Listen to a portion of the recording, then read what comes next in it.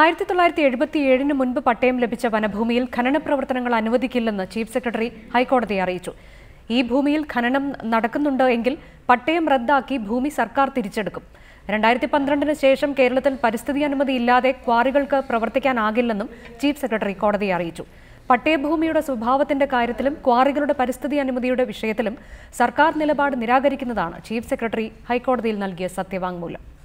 One earth one life എന്ന പരിസ്ഥിതി സംഘടന നൽകിയ ഹർജിയിലാണ് ചീഫ് സെക്രട്ടറി നിലപാട് വ്യക്തമാക്കിയത്. പട്ടയം ലഭിച്ച വനഭൂമിയിൽ ഖനന പ്രവർത്തനങ്ങൾ നടക്കുന്നു എന്നായിരുന്നു ഹർജിക്കാരുടെ ആക്ഷേപം. എന്നാൽ 1/1/1977 മുമ്പ് പട്ടയം ലഭിച്ച വനഭൂമിയിൽ ഒരു തരത്തിലുമുള്ള ഖനന പ്രവർത്തനങ്ങൾക്കും അനുമതിയില്ലെന്ന് ചീഫ് സെക്രട്ടറി ഹൈക്കോടതി അറിയിച്ചു. കാർഷിക ആവശ്യങ്ങൾക്കും വീട് വയ്ക്കുന്നതിനുമാണ് ഭൂമി നൽകിയത്.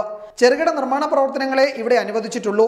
ഈ ഭൂമിയിൽ ഖനന പ്രവർത്തനങ്ങൾ നടക്കുന്നുണ്ടെങ്കിൽ പട്ടയം റദ്ദാക്കി ഭൂമി തിരിച്ചെടുക്കും. ഇവർക്ക് നഷ്ടപരിഹാരം നൽകില്ലെന്നും ചീഫ് സെക്രട്ടറി അറിയിച്ചു.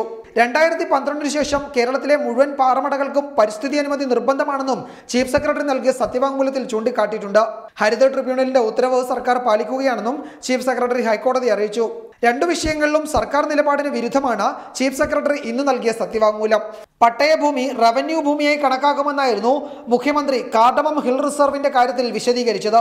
ഒരേക്കറിൽ താഴെയുള്ള പാറമടകൾക്ക് പരിസ്ഥിതി അനുമതി വേണ്ടെന്നും മന്ത്രിസഭാ യോഗത്തിൽ തീരുമാനിച്ചിരുന്നു. ഈ രണ്ട് നിർദ്ദേശങ്ങളും നിരാകരിക്കുന്നതാണ് ചീഫ് സെക്രട്ടറി ഹൈക്കോടതിയിൽ ഇന്ന് നൽകിയ സത്യവാങ്മൂലം. റിപ്പോർട്ടർ, കൊച്ചി.